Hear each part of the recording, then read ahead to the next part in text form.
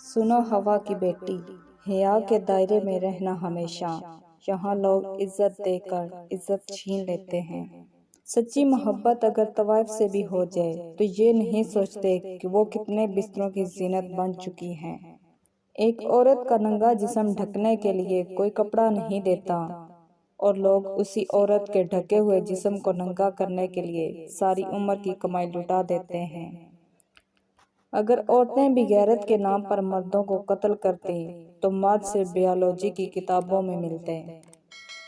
جن گھروں میں عورتوں پہ ظلم کیا جاتا ہے وہ گھر بدحالی کا شکار رہتے ہیں۔ تحقیق سے ثابت ہوا کہ سرخ رنگ کے کپڑوں میں مرد اور عورت دونوں ایک دوسرے کو زیادہ پرکشش لگتے ہیں اور اپنی طرف مائل کرتے ہیں۔ عورت کا قد چھوٹا ہو یا بڑا، مرد صرف اس کی ایک چیز کا ہی دیوانہ ہوتا ہے اور وہ ہے اس کا جسم۔ عورت اس کی آنکھوں میں دیکھ کر جیتی ہے۔ میں اکثر کہتا ہوں کہ عورت محبت اور عزت کے حصار میں جینا چاہتی ہے۔ وہ ایک ایسے مرد کی خواہش رکھتی ہے جو اس کی مسکراہٹ میں چھپے غم تلاش کریں، اس کی آنکھوں میں چھپی شرارت کو پڑھ سکیں۔ ایسا مرد جس سے وہ بلا جھجک اپنے دل کی ہر بات بلا خوف کر سکے۔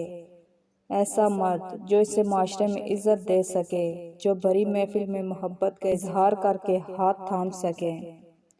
تنہائی یا رات کے وقت اندھیرے میں ہاتھ تھامنے والا کمزور مرد عورت کو پسند نہیں ہوتا۔